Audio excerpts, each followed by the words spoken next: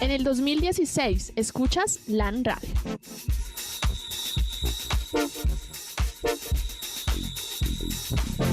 Estás escuchando LAN Radio.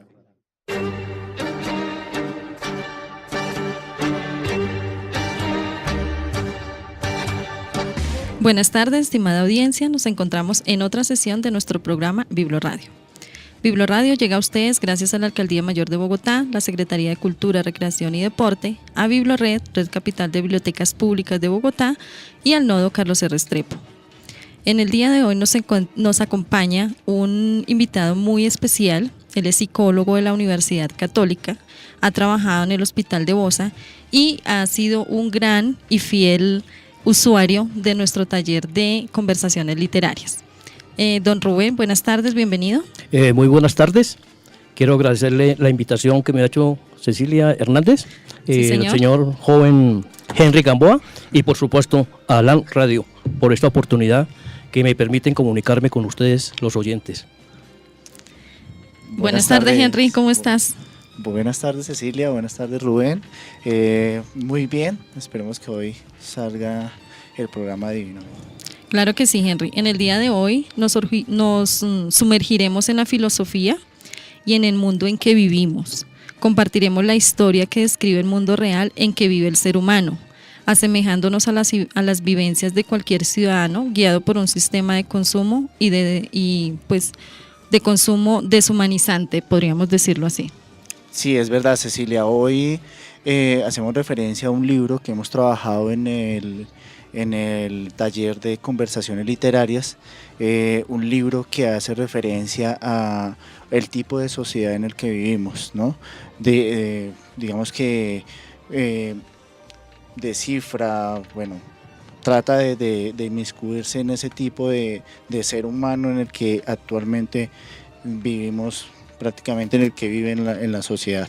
Entonces va a ser un programa lleno de filosofía, lleno de pensamientos, y esperemos que, Claro que sí.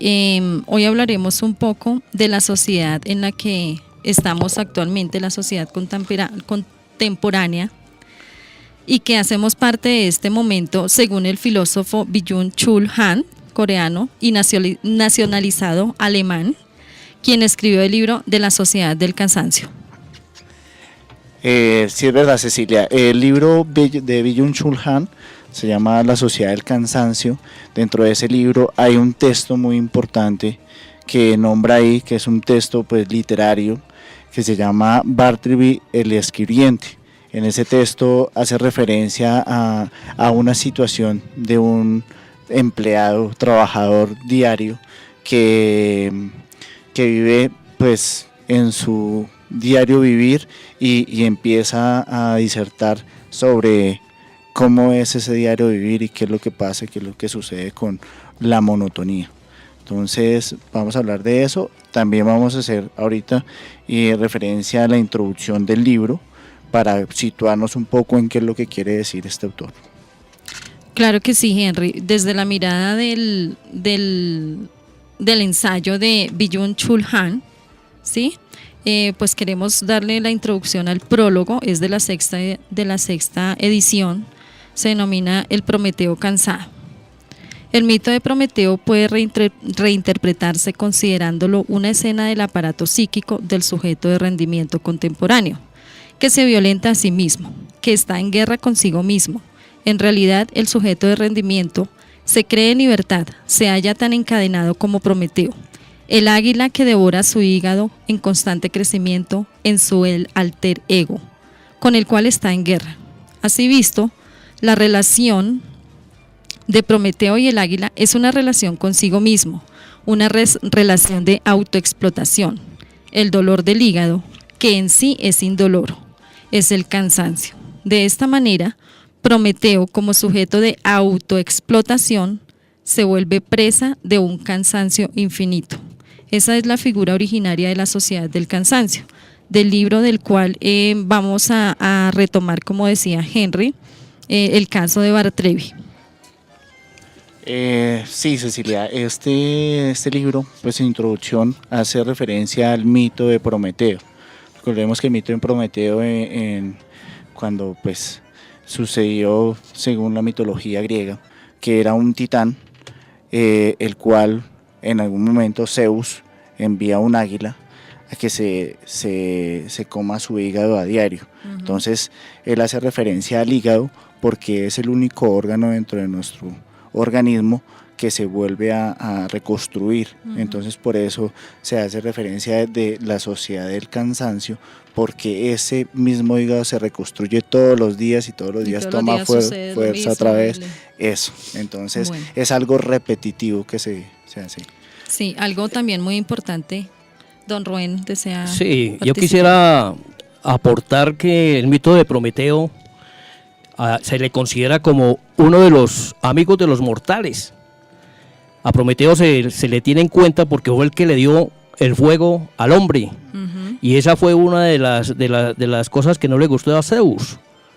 Por eso, porque quiso ayudar a los hombres. También se le considera que es el creador de los hombres, ¿no? Entonces, a Prometeo le gustaba hacer chanzas pesadas. Entonces, le hizo una chanza pesada a Zeus con una res. Dividió la res en dos partes y en una de ellas metió los huesos y lo adornó con grasa. Lo apetitoso aparecía. Y en el otro sí le metió carne suculenta, bien rica, y se lo presentó a Zeus. Entonces Zeus se fue por los lados de los huesos y cuando se dio cuenta que era una chanza pesada, se la montó a Prometeo. Y por eso lo encadenó a una piedra. Sí. Para que un águila le comiera el hígado. Como ustedes estaban comentando, ese hígado siempre le renacía y volvía al águila y se comía el hígado.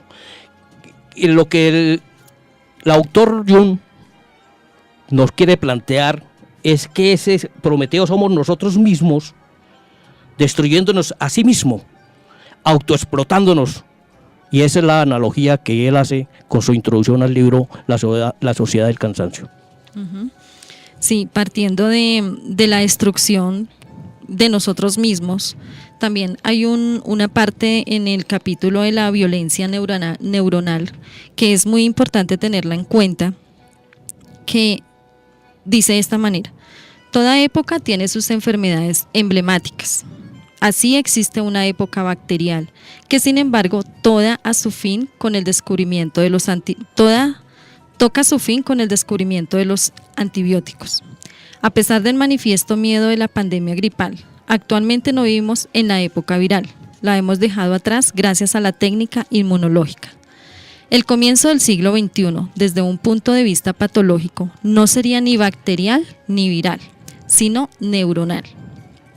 Las enfermedades neuronales, como la depresión, el trastorno por déficit de atención con hiperactividad, el trastorno límite de la personalidad o el síndrome del desgaste ocupacional, definen el panorama patológico de comienzos de este siglo. Estas enfermedades no son infecciones, son infartos ocasionados por la negatividad de lo otro inmunológico, sino por el exceso de positividad. Don Rubén, entonces, pues en el libro de Jung, ¿qué sería el exceso de positividad? Sí, hay que partir de la base de que Jung plantea un paradigma entre el cambio de la sociedad del siglo XX con el cambio de la sociedad del siglo XXI.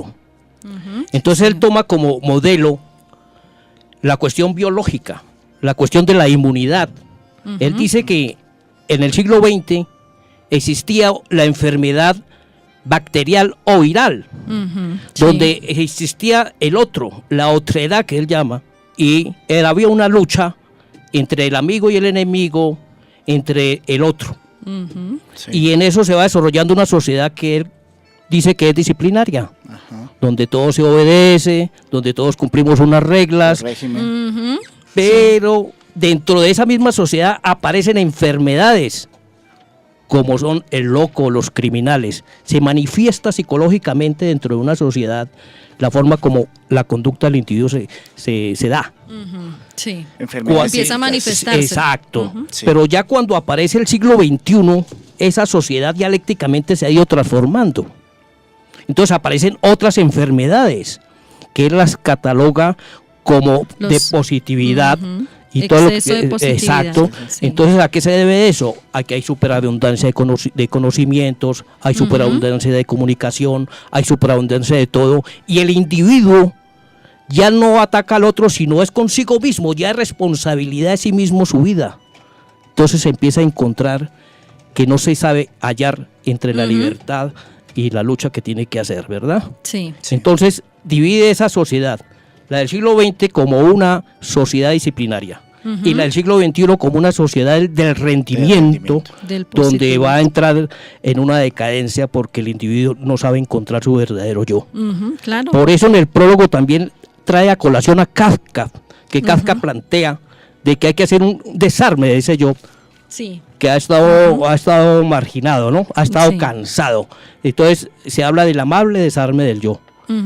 Eso Dice es que los dioses se cansaron, como Claro. en el mito de Prometeo. por supuesto. Entonces, ese es uno de los aportes que hace este señor Jung y que es el bestseller actual en Europa. Ajá, hay que nombrar, bueno, Byung-Chul Han es un coreano, nació en Corea, pero nacionalizado alemán. Él ahorita en el momento es el auge en la filosofía. Quiso tocar este tema de la sociedad de rendimiento porque realmente es lo que él ve en una sociedad pues europea, pues primermundista, digamos que si lo llevamos acá a Latinoamérica, de pronto sería una sociedad tercermundista que está empezando hasta ahora en ese tipo de sociedad que se vive allá en Europa. Sí, yo pienso que es como un llamado para nosotros que todavía estamos en una etapa subdesarrollada, que somos como quien dice neocolonias y todavía no tenemos esa opulencia de los países europeos o los países industrializados. Él lo que ha visto es eso, cómo el individuo ha perdido su verdadero yo y se encuentra en una sin salida por esa cuestión positivista, ¿no? Digamos. Sí, y ese positivismo lo lleva también a una superproducción. Ajá. A recibir todo lo que viene de su contexto, ¿sí? Claro. En su afán de tener y de poseer y de ser, entonces Sí. se está haciendo daño a sí mismo. Eso es verdad también, ¿no? De pronto ese ser humano está sumergido en un mundo capitalista, entonces se hace de acuerdo a una moda, de acuerdo al consumismo, de acuerdo a lo que le vendan, entonces ese ser humano se convierte en eso, en una víctima más de ese capitalismo. Es también algo interesante que él plantea, dice que el módulo que maneja la sociedad disciplinaria es el no poder, el de la obediencia, el que hay que cumplir las normas, el que hay que seguir por un camino, mientras que en la sociedad del rendimiento, el individuo tiene poder, Exacto. tiene iniciativa, tiene que poner motivaciones y ya no hay ningún mandato que le prohíba hacer las cosas. Sí, no tiene un límite. No, exactamente, ¿no? Entonces por eso hace esa comparación, dice, y en la sociedad del siglo XX aparecen son los locos y los criminales, y en la sociedad del rendimiento aparecen los depresivos y los fracasados. Un tema muy interesante, ¿cierto? Sí, sí, claro que sí. Bueno, pues vamos a cerrar este primera parte. Luego de la canción que sigue, vamos a leer el caso de Batrevi, que es una referencia que hace Byung de la sociedad disciplinar y, bueno, y la sociedad del hablamos. cansancio. Me gusta estar al lado del camino, fumando el humo mientras todo pasa. Me gusta abrir los ojos y estar vivo, tener que vermelas con la resaca. Entonces navegar se hace preciso en barcos que se estrellan en la nada. Vivir atormentado de sentido, creo que esta sí es la parte más pesada. En tiempos donde nadie escucha a nadie, en tiempos donde todos contra todos,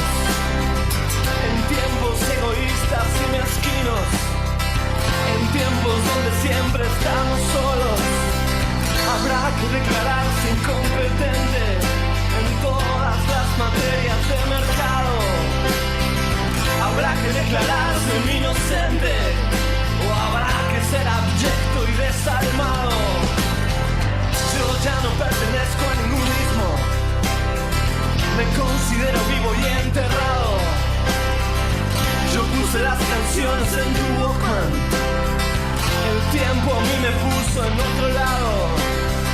Tendré que hacer lo que es no debido. Tendré que hacer el bien y hacer el daño. No olvides que el perdón es lo divino y errar a veces suele ser humano. No es bueno nunca hacerse de enemigos que no estén a la altura del conflicto, que piensan que hacen una guerra y se hacen pis encima como chicos, que rondan por siniestros ministerios haciendo la parodia del artista, que todo lo que brilla en este mundo tan solo les da caspa y les da envidia. Yo era un pibe triste y encantado de Beatles, Cañalegui y maravillas, los libros, las canciones y los pianos, el cine, las traiciones, los enigmas, mi padre, la cerveza, las pastillas, los misterios, el whisky malo, los óleos, el amor, los escenarios, el hambre, el frío, el crimen, el dinero y mis 10 días me hicieron este hombre enredado.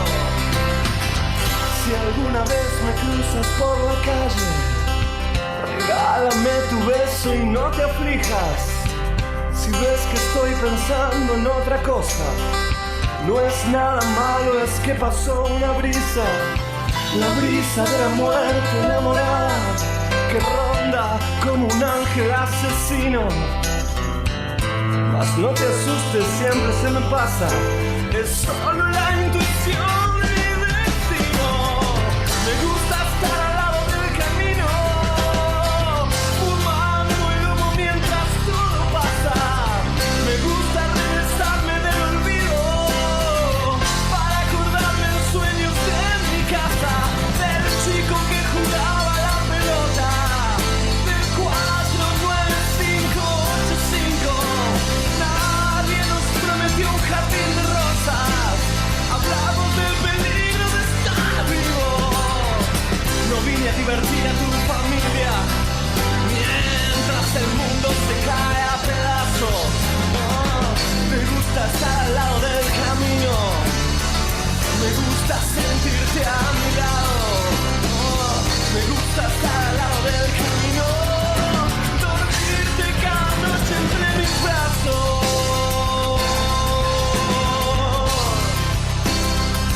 Al lado del camino,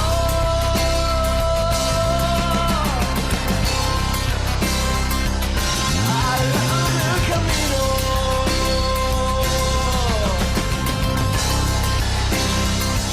al lado del camino.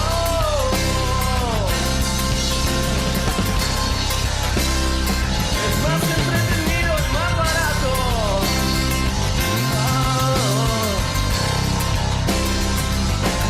Al lado del camino.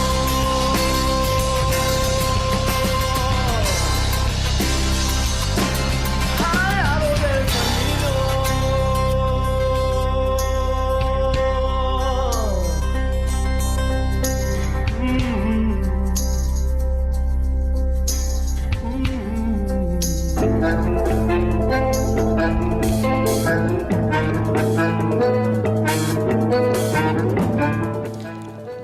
Bueno, retomando nuevamente, entonces Henry nos comparte la primera parte del caso de Bartleby. Herman Melville Bartleby, el escribiente. Soy un hombre de cierta edad. En los últimos 30 años, mis actividades me han puesto en íntimo contacto con un gremio interesante y hasta singular, del cual, entiendo, nada se ha escrito hasta ahora, el de los amanuenses o copistas judiciales. He conocido a muchos profesionales y particularmente podía referir diversas historias que harían sonreír a los señores benévolos y llorar a las almas sentimentales. Pero a las biografías de todos los amanuenses prefiero algunos episodios de la vida de Bartleby, que era uno de ellos, el más extraño que yo he visto o de quien tenga noticia. De otros copistas yo podría escribir biografías completas. Nada semejante puede hacerse con Bartleby. No hay material suficiente para una plena y satisfactoria biografía de este hombre. Es una pérdida irreparable para la literatura. Bartleby era uno de esos seres de quienes nada es indagable, salvo en las fuentes originales. De este caso, exiguas, de Bartreby no sé otra cosa que la que vieron mis asombrados ojos, salvo un nebuloso rumor que figuraba en el epílogo. Antes de presentar al amanuense, tal como lo vi por primera vez, conviene que registre algunos datos míos, de mis empleados, de mis asuntos, de mi oficina y de mi ambiente general. Esa descripción es indispensable para una inteligencia adecuada del protagonista de mi relato. Soy, en primer lugar, un hombre que desde la juventud ha sentido profundamente que la vida más fácil es la mejor. Por eso, aunque pertenezco a una profesión proverbialmente enérgica y a veces nerviosa hasta la turbulencia, jamás he tolerado que esas inquietudes conturben mi paz. Soy uno de esos abogados sin ambición, que nunca se dirigen a un jurado o solicitan de algún modo el aplauso del público. En la serena tranquilidad de un cómodo retiro, realizo cómodos asuntos entre las hipotecas de personas adineradas, título de renta y acciones. ¿Cuántos me conocen? Consideradme un hombre eminentemente seguro. El finado Juan Jacobo Astor, personaje muy poco dado a poéticos entusiasmos, no titubeaba en declarar que mi primera virtud era la prudencia, la segunda, el método. No lo digo por vanidad, pero registro el hecho de que mis servicios profesionales no eran desdeñados por el finado Juan Jacobo Astor. Aunque, reconozco, me gusta repetir porque tiene un sonido orbicular y tintinea con el oro acuñado. Espontáneamente agregaré que yo no era insensible a la buena opinión del finado Juan Jacobo Astor. Poco antes de la historia que narré, mis actividades habían aumentado en forma considerable. Había sido nombrado para el cargo, ahora suprimido en el estado de Nueva York, de agregado a la Suprema Corte. No era un empleo difícil, pero sí muy agradablemente remunerativo. Raras veces me enojo, raras veces me permito una indignación peligrosa ante las injusticias y los abusos. Pero ahora me permitiré ser temerario y declarar que considero la súbita y violenta supresión del cargo de agregado por la nueva Constitución como un acto premuro, pues yo tenía descontento de hacer esas gajes de una renta vitalicia y solo percibía los de algunos años, pero eso es al margen. Mis oficinas ocupaban un piso alto en el número 10 del Wall Street. Por otro lado, daban a la pared blanqueada de un espacio de tubo de aire, cubierto por una claraboya y que abarcaba todos los pisos. Este espectáculo era más bien manso, pues le faltaba lo que los paisajistas llaman animación. Aunque así fuera, la vista del otro lado ofrecía por lo menos un contraste en esa dirección.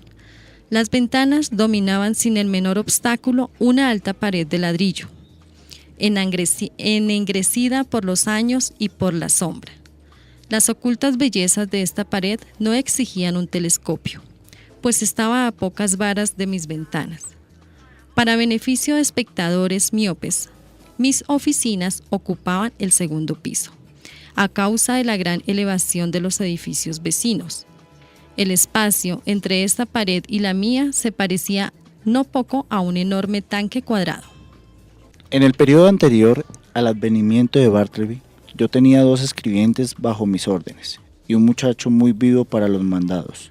El primero, Turkey, el segundo, Nippers, el tercero, Ginger. Estos son nombres que no es fácil encontrar en las guías. Eran en realidad sobrenombres mutuamente conferidos por mis empleados y que expresaban sus respectivas personas o caracteres. Turkey era un inglés bajo, obeso, de mi edad más o menos, esto es, no lejos de los 60.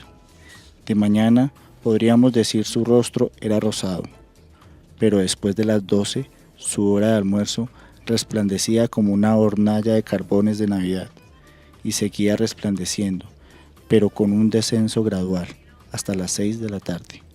Después, yo no veía más al propietario de ese rostro, quien coincidiendo en su cenit con el sol, parecía ponerse con él, para levantarse, culminar y declinar al día siguiente con la misma regularidad y la misma gloria. En el decurso de mi vida he observado singulares coincidencias, de las cuales no es la menor el hecho de que el preciso momento en que Turkey, con roja y radiante faz, emitía sus más vívidos rayos, indicaba el principio del periodo durante el cual su capacidad de trabajo quedaba seriamente afectada para el resto del día. No digo que se volvería absolutamente haragán u hostil al trabajo, por el contrario, se volvía demasiado enérgico. Había entonces en él una exacerbada, frenética, temeraria y disparatada actividad. Se descuidaba al mojar la pluma en el tintero. Todas las manchas que figuraban en mis documentos fueron ejecutadas por él después de las 12 del día. En las tardes no solo propendía a echar manchas, a veces iba más lejos y se ponía barullento. En tales ocasiones su rostro ardía con más vívida heráldica, como si se arrojara carbones de piedra en antrancita. Hacía con la silla un ruido desagradable, desparramaba la arena. Al cortar las plumas, las rajaba impacientemente y las tiraba al suelo con súbitos arranques de ira. Se paraba, se echaba sobre la mesa, desparramando sus papeles en la manera más indecorosa. Triste espectáculo en un hombre ya entrado en años. Sin embargo, como eran muchas razones, mi mejor empleado y siempre antes de las 12 el ser más juicioso y diligente, y capaz de despachar numerosas tareas de un modo incomparable. Me resignaba a pasar por alto sus excentricidades, aunque ocasionalmente me veía obligado a reprenderlo. Sin embargo, lo hacía con suavidad, pues aunque Turkey era de mañana el más cortés, más dócil y más reverencial de los hombres, estaba predispuesto por las tardes a la menor provocación, a ser áspero de lenguaje, es decir, insolente. Por eso, valorando sus servicios matinales, como yo lo hacía, y resuelto a no perderlos, pero al mismo tiempo incómodo por sus provocadoras maneras después del mediodía, y como hombre pacífico, poco deseoso de que mis amonestaciones provocaran respuestas impropias, resolví, un sábado a mediodía, siempre estaba peor los sábados, sugerirle muy bondadosamente que tal vez, ahora que empezaba a envejecer, sería prudente abreviar sus tareas. En una palabra, no necesitaba venir a la oficina más que de mañana. Después del almuerzo, era mejor que se fuera a descansar a su casa hasta la hora del té. Pero no, insistió en cumplir sus deberes vespertinos. Su rostro se puso intolerablemente fogoso, y gesticulando con una larga regla en el otro extremo de la habitación, me aseguró enfáticamente que si sus servicios eran útiles de mañana, ¿cuánto más indispensables no serían de tarde? Pues yo creo que este fragmento de esta historia pues nos deja mucho que pensar, ¿no? Porque ahí podemos ver cómo él hace la descripción de este hombre, que se nota que en las mañanas pues llega carismático, llega un poco relajado, pero en las tardes ya le cambia todo su humor, ¿cierto? Sí. Pues ya no está igual de enérgico, ya se nota el cansancio. Sí, hay un problema ahí de psíquico, ¿no? Un problema personal de este personaje que pues va más allá y ya está está pasando a su trabajo, pues es un problema que ya pasa al trabajo. Sí, claro, él ya quiere estar familiar, exactamente, entonces, todo el tiempo estar contemplado dentro de una oficina y haciendo su labor. Claro, ¿qué es lo importante de este relato? Es un relato pues de Herman Melville, y creo que muchos filósofos lo han tomado para hacer un análisis.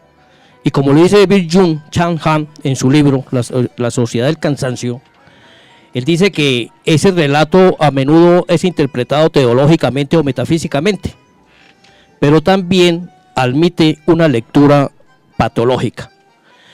Ya leyendo directamente el relato de manos de Ernest Hemingway, nos damos cuenta cómo describe una situación de trabajo donde 4 personajes manifiestan sus comportamientos, viven en una soledad, viven en unos muros, viven en el Wall Street. Uno se puede imaginar cómo sería en un edificio encerrado y mirando por unas ventanas y encontrándose con un muro. Sí.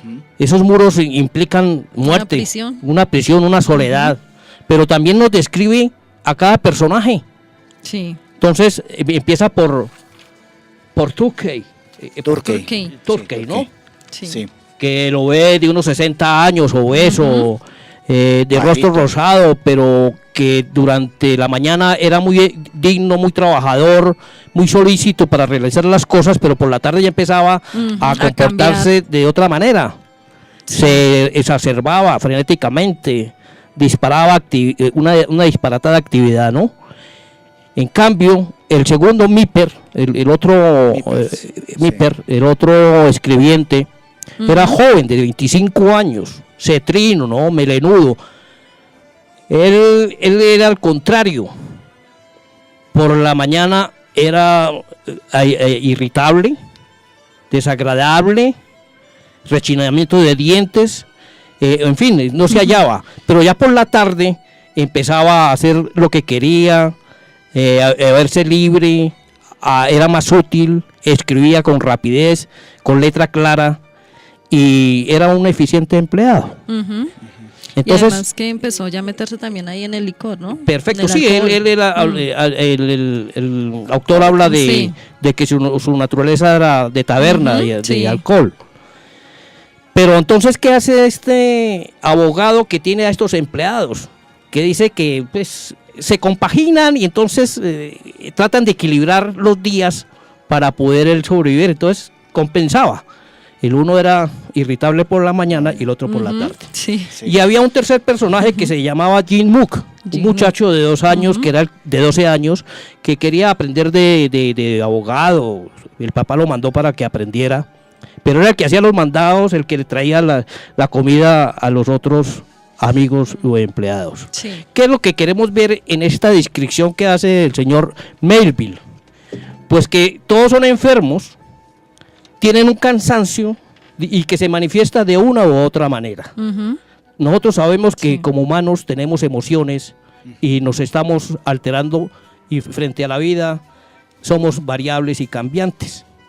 Pero el caso de Bertolt es muy interesante porque se va destruyendo a sí mismo, su yo va desapareciendo, ya no le interesa nada de nada, ni almorzar, ni comer, ni salir, ni ir a ningún restaurante.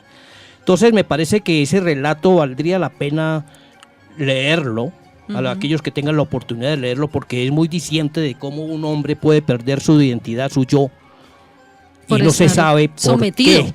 Y no se sabe, lo más curioso es que no se sabe por qué. Y el mismo autor dice, es que yo no conozco la historia del hombre, ni sé por qué llegó aquí. De todas maneras, cuando yo lo vi muy sereno, muy acopladito, acoplado, muy no tenía sencillo. ningún problema, no había ninguna irritabilidad. Sí. O sea, era un ser extraño.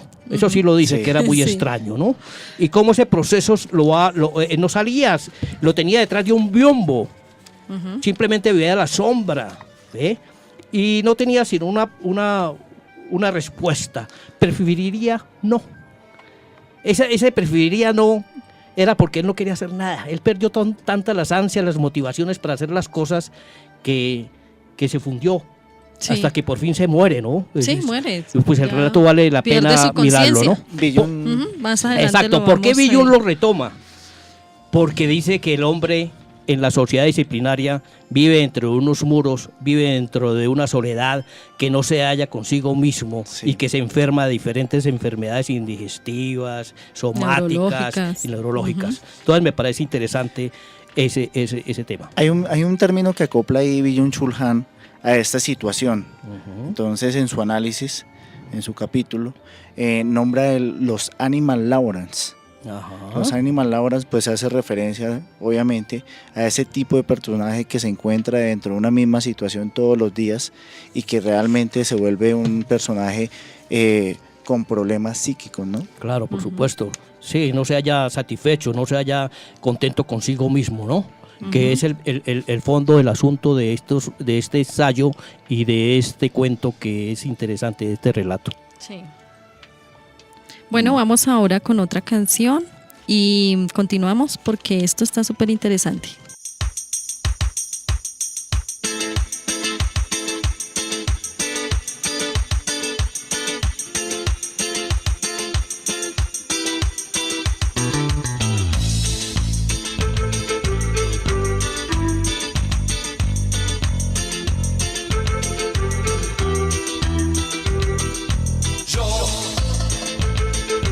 Caminar entre las piedras hasta sentir el temblor en mis piernas. A veces tengo temor, lo sé, a veces vergüenza.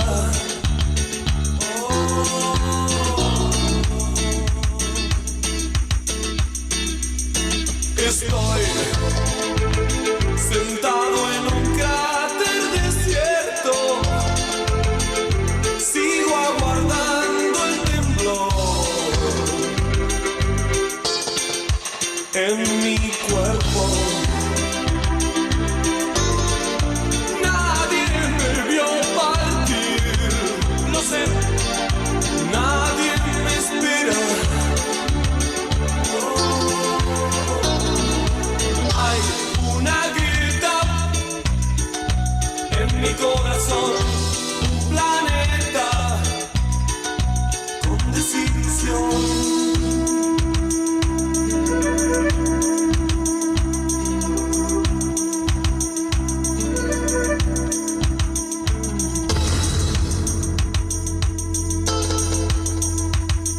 Sé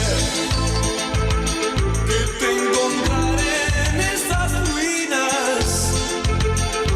Ya no tendremos que hablar del temblor. Te besaré en el templo, no sé, será un buen momento. Hay una grieta en mi corazón, un planeta con desilusión.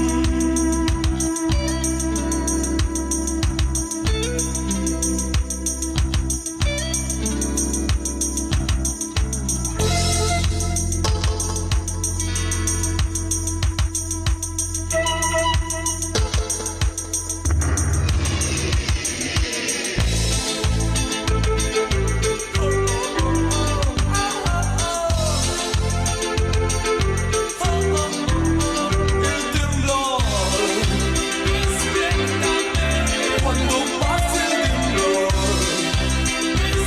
Despiértame cuando pase el temblor. Despiértame cuando pase el temblor.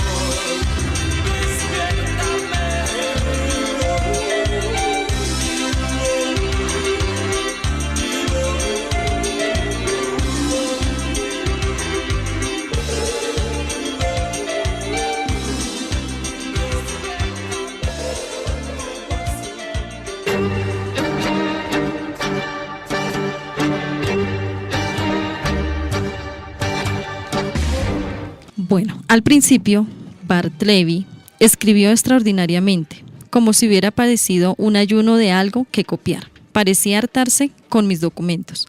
No se detenía para la digestión. Trabajaba día y noche, copiando a luz del día a la luz de las velas. Yo, encantado con su aplicación, me hubiera encantado aún más si él hubiera sido trabajador alegre, pero escribía silenciosa, pálida y mecánicamente. Una de las indispensables tareas del escribiente es verificar la fidelidad de la copia palabra por palabra. Cuando hay dos o más amanuenses en una oficina, se ayudan mutuamente en ese examen. Uno leyendo la copia, el otro siguiendo el original, y en este asunto es cansador, insípido y letárgico. Comprendo que para temperamentos tan sanguíneos resulta intolerable. Por ejemplo, No me imagino al ardoroso Byron sentado junto a Bartleby, resignado a cortejar un expediente de 500 páginas escritas con letra apretada. Yo ayudaba en persona a confrontar algún documento breve, llamando a Turkey o a Nippers con este propósito. Uno de mis fines al colocar a Bartleby tan a mano detrás del biombo era aprovechar sus servicios en esas ocasiones triviales. Al tercer día de su estado, y antes de que fuera necesario examinar lo escrito por él, la prisa por contemplar un trabajito que tenía entre manos me hizo llamar súbitamente a Bartleby, en el apuro y en la justificada expectativa de una obediencia inmediata. Yo estaba en el escritorio con la cabeza inclinada sobre el original y con la copia en la mano derecha algo nerviosamente extendida, de modo que, al surgir de su retiro, Bartleby pudiera tomarla y seguir el trabajo sin dilaciones. En esa actitud estaba cuando le dije lo que debía hacer, esto es, examinar un breve escrito conmigo. Imaginen mi sorpresa, mi consternación, cuando, sin moverse de su ángulo, Bartleby, con una voz singularmente suave y firme, replicó: «Preferiría no hacerlo». Me quedé un rato en silencio perfecto, ordenando mis atónitas facultades. Primero se me ocurrió que mis oídos me engañaban o que Bartleby no había entendido mis palabras. Repetí la orden con mayor claridad posible, pero con claridad se repitió la respuesta: «Preferiría no hacerlo». «Preferiría no hacerlo», repetí con un eco, poniéndome de pie, excitadísimo y cruzando el cuarto a grandes pasos. ¿Qué quiere decir con eso? ¿Está loco? Necesito que me ayude a confrontar esa página. Tómela y le di alcance. «Preferiría no hacerlo», dijo. Lo miré con atención. Su rostro estaba tranquilo, sus ojos grises, vagamente serenos. Ni un rastro denotaba agitación. Si hubiera habido en su actitud la menor incomodidad, enojo, impaciencia o impertinencia, en otras palabras, si hubiera habido en cualquier manifestación normalmente humana, yo lo hubiera despedido en forma violenta, pero dadas las circunstancias hubiera sido como poner en la calle mi pálido busto en yeso de Cicerón.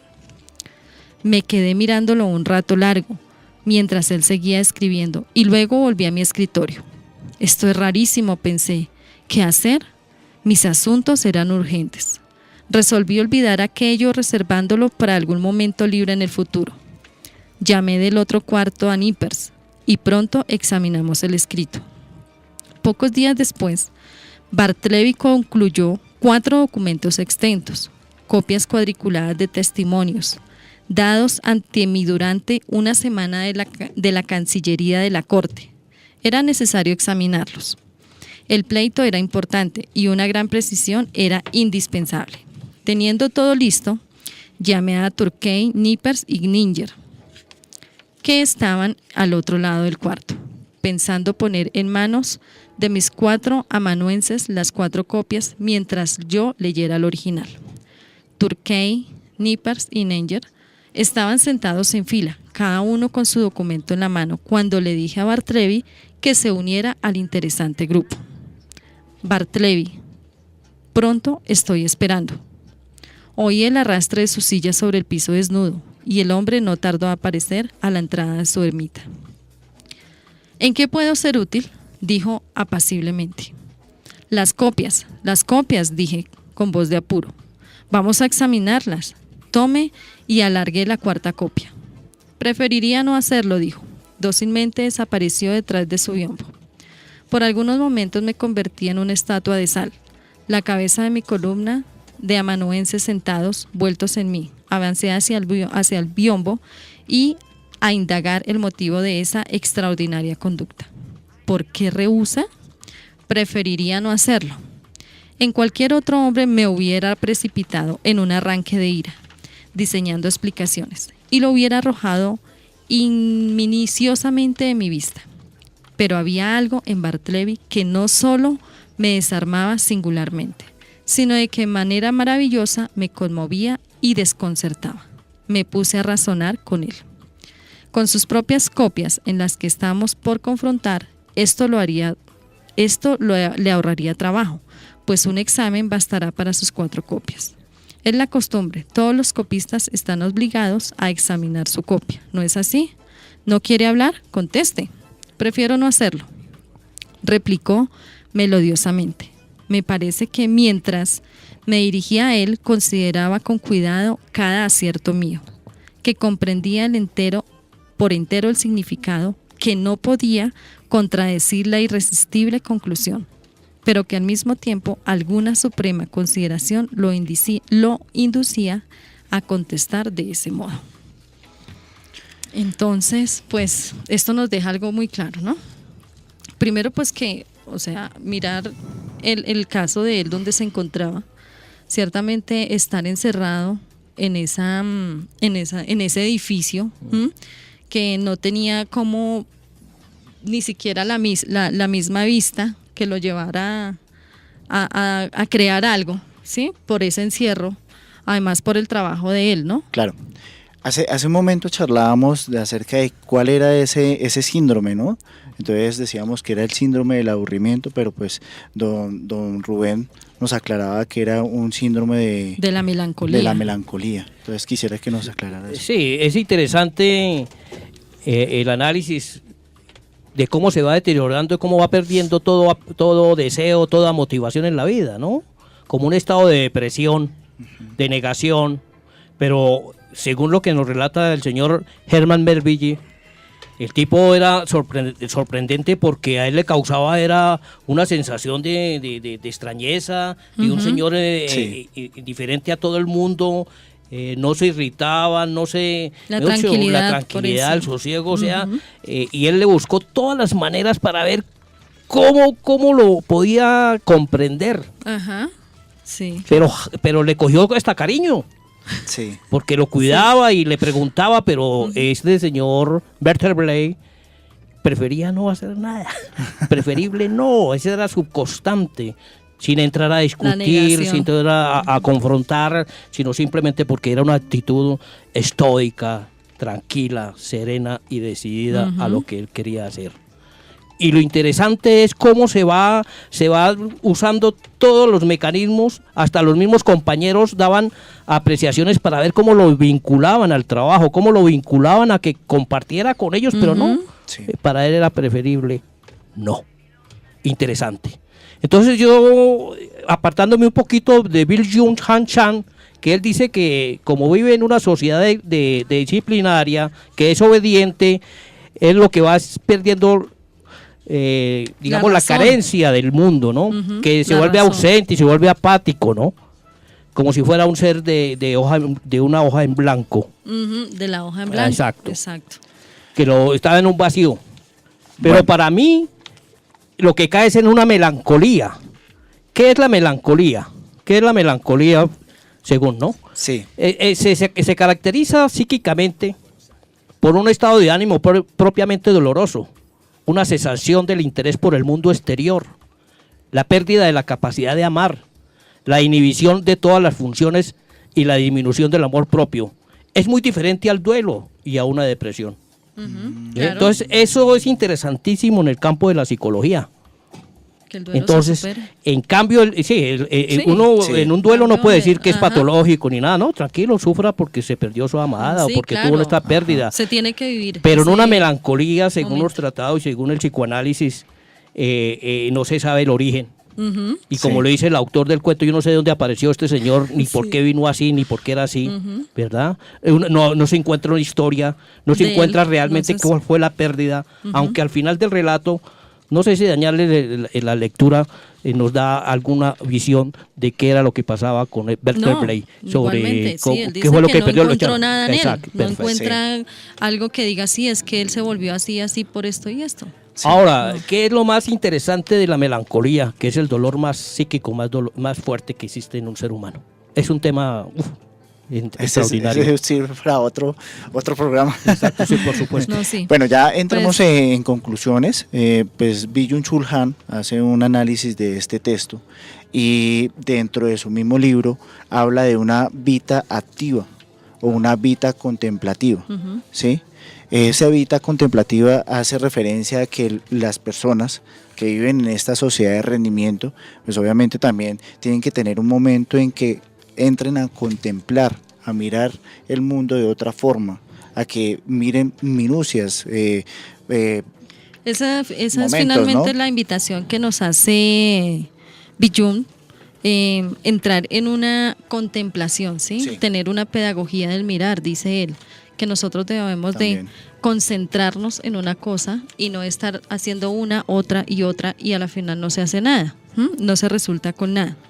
Entonces Hay él dice un que esa ejemplo muy claro, por pedagogía, ejemplo. exacto, que es importante el escuchar, Ajá. el mirar, el escribir y el leer, ¿no?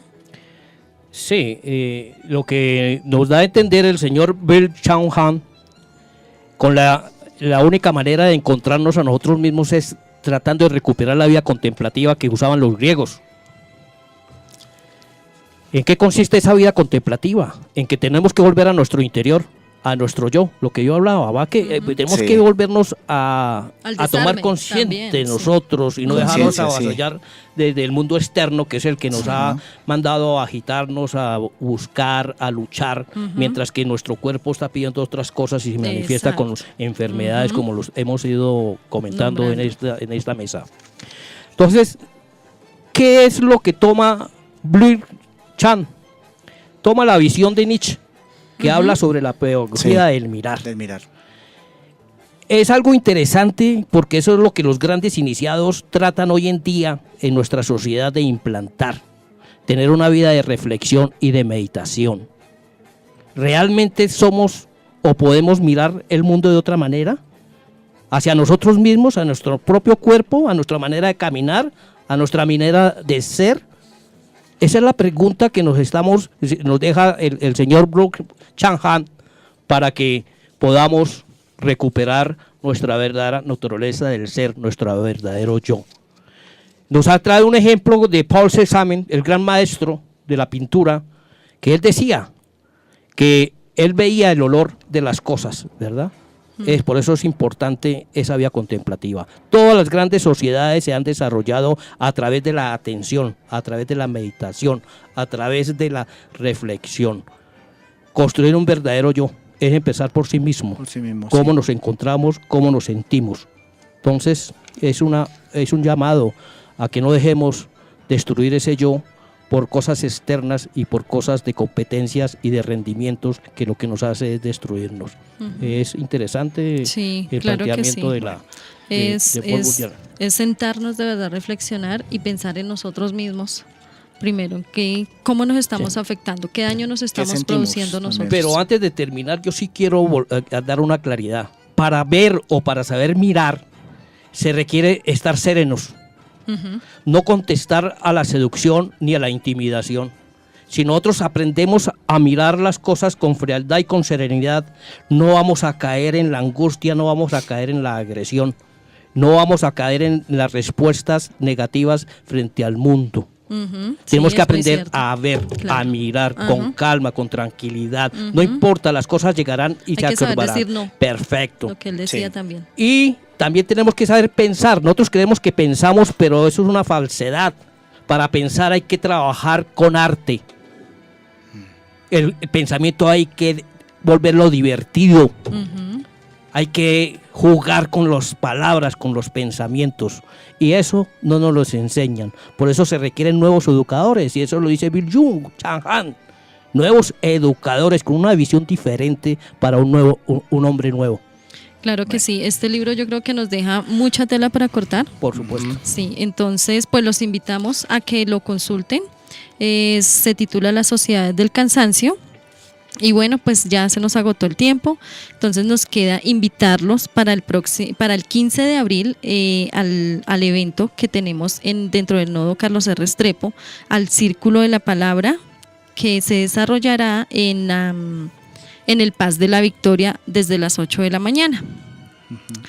Bueno, compañeros, pues ha sido queda todo más por hoy. Que agradecer a don Entonces, Rubén por agradecerle. acompañarnos hoy. No, a mí me Don Rubén, parece muchísimas que lástima que gracias. el tiempo fuera tan corto y que no se profundizara un poquito más. Si algunas dudas quedan, pues queda la biblioteca Carlos R. Restrepo. Claro. Sí, queda la biblioteca ya para... Y ahí al señor Henry y a Cecilia. Sí. Y agradeciéndoles de todas maneras otra vez la invitación. Muy amables. Bueno, igual, queridos oyentes, nos pueden continuar visitando nuestra página www.biblored.gov.co. Gracias por su sintonía y hasta la próxima.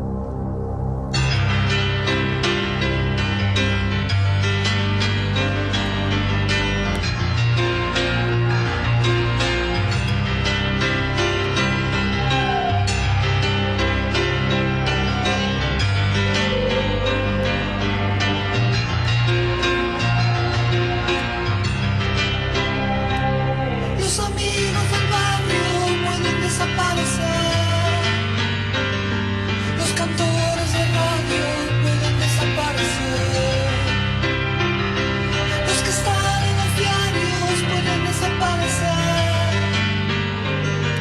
La persona que amas puede desaparecer. Los que están en el aire pueden desaparecer en el aire. Los que están en la calle pueden desaparecer en la calle.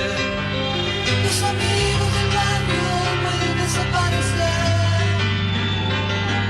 pero los dinosaurios van a desaparecer. Yo estoy tranquilo, mi amor, hoy es sábado a la noche, un amigo está en cana. Desaparece el mundo. Sigo pesado, mi amor, levanto de ese montón de equipaje en la mano. Mi amor, yo quiero estar liviano. Cuando el mundo tira para abajo, es mejor no estar atado a nada. Imaginen a los dinosaurios en la cama. Cuando el mundo tira para abajo, imaginen a los dinosaurios en la cama.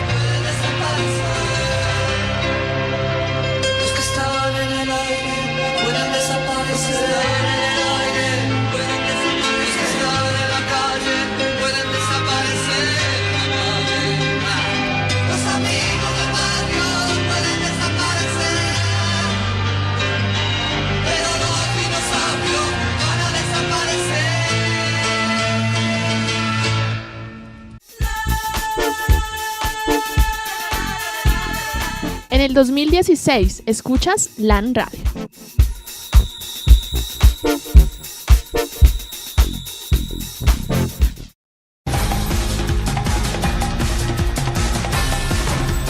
En estos momentos de escasez de agua, ten en cuenta los siguientes tips. 1. Riega tu jardín de noche, así no se evapora el agua y solo tendrás que hacerlo una vez a la semana. 2. Pon 2 botellas llenas de agua en la cisterna de tu inodoro y ahorrarás 1 litro por descarga. 3. Puedes ahorrar hasta 15 litros de agua si cierras la llave mientras te cepillas los dientes. 4. Si pones un balde bajo la ducha, podrás recoger hasta 20 litros de agua y así utilizarlos en los quehaceres del hogar. Y 5. Usa la lavadora solo con la carga completa y recoge y reutiliza el agua del enjuague. No te enojes, a veces el otro no te entiende. Lo explicaste 1000 veces, pero no lo ve. No es tonto, no es malo, no es indiferente. Simplemente es otro. Los jóvenes sintonizan